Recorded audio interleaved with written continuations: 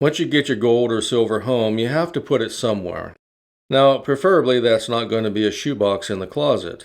I wouldn't let that discourage anyone from not getting their first bar or coin. As the stack grows larger, the need for more secure storage becomes increasingly important. Here are 3 of the top ways people use to protect their precious metal assets.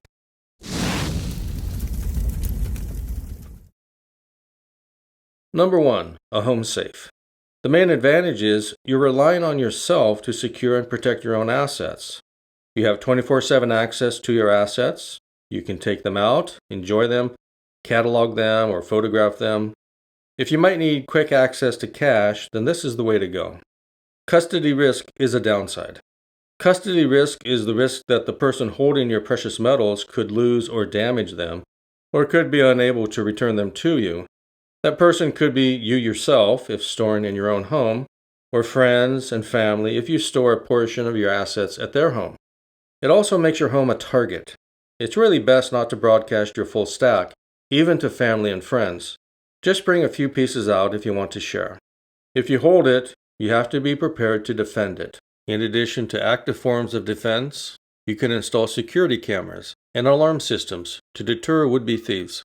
A home safe encompasses all the clever ways people have come up with to store, hide, and protect their valuable assets. That might be a PVC tube buried in the backyard. It might be a secret cubbyhole in the furniture. Just don't forget that when you go to sell your furniture. For most people, it's going to be a locking home safe that you get from the local home do-it store. Keep in mind that these safes aren't meant to thwart burglars. They're a fire safe, meant to protect valuables and documents in the event of a fire, with basic security features. Most of these safes are lightweight, weighing under 100 pounds, making them easy to pick up and carry off. A better option would be a TL-rated safe. A TL safe primarily refers to the time in which the safe can withstand sophisticated criminal attacks. The TL-15 rating means it's tested to withstand at least 15 minutes of intense attack, and the TL-30 refers to at least 30 minutes of attack. In the region where I live, everybody has a gun safe, but they're more likely than not to be the lower-end models that are impressive-looking, yet oddly inexpensive. They can be opened with relative ease by 2 guys that can get the safe down on the floor and attack the door with wrecking bars. At the very least, consider bolting a smaller safe inside these cheap gun safes to add another layer of security. This is something similar to the setup I have, except with a high-quality gun safe.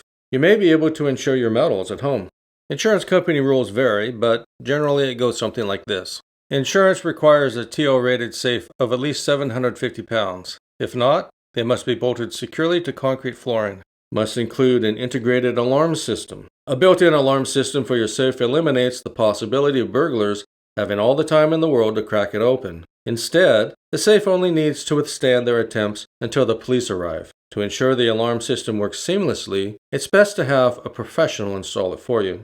If buying a new safe, look for better attack-rated gun safes, which are going to be more expensive, in the order of several $1,000s. But in the long run, it'll be cheaper than our next storage option. Number 2, a depository or vault service.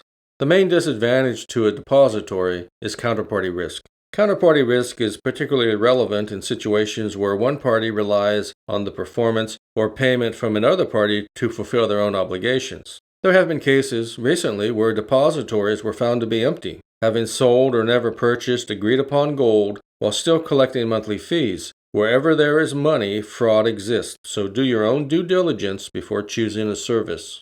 Another downside is the cost of storage, which is usually based upon a percent of the asset value, and it could be higher for silver over gold. There may be an annual fee of 0.5% of the asset value. So if you have $50,000 of gold, the annual fee is going to be $2,500. Over the years, that's really going to add up. A big advantage of a depository is it's outside the banking system. Just ensure that your assets are fully segregated and insured.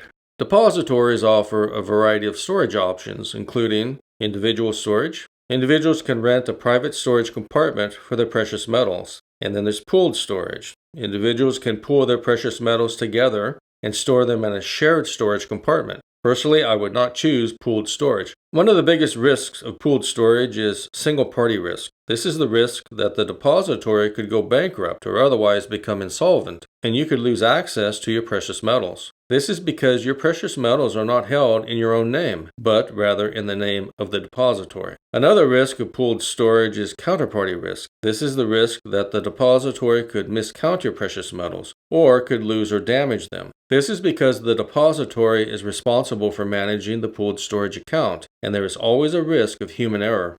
IRA storage. Individuals can store the precious metals in a self-directed IRA account at the depository. This is the main reason, in my mind, for using a depository. There can be significant retirement planning advantages to using a self-directed IRA that can offset the high storage fees.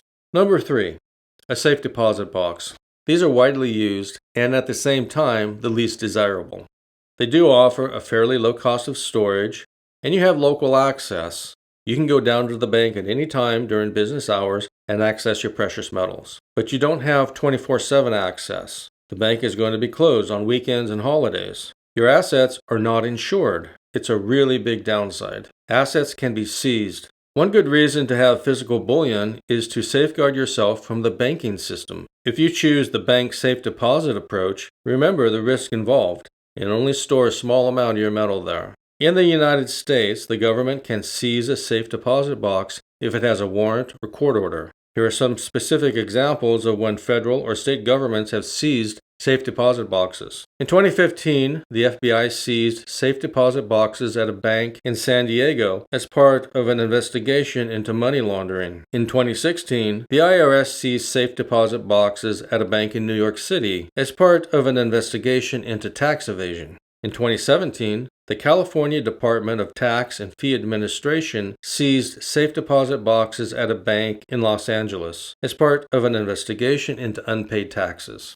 The FBI's actions in the 2015 raid showed that safe deposit boxes are not as secure as they are often thought to be. It's also a reminder that the government may be investigating you if it seizes your safe deposit box. Finally, to wrap it all up, we're free to combine any of these methods of precious metal storage. The bulk of it could be held in a self-directed IRA depository that's segregated and insured, while a reasonable amount is stored in a home safe for quick access in case of emergencies. That's all I've got for now. If you got something useful out of this video, please consider subscribing and hitting that notification bell. We'll see you next time.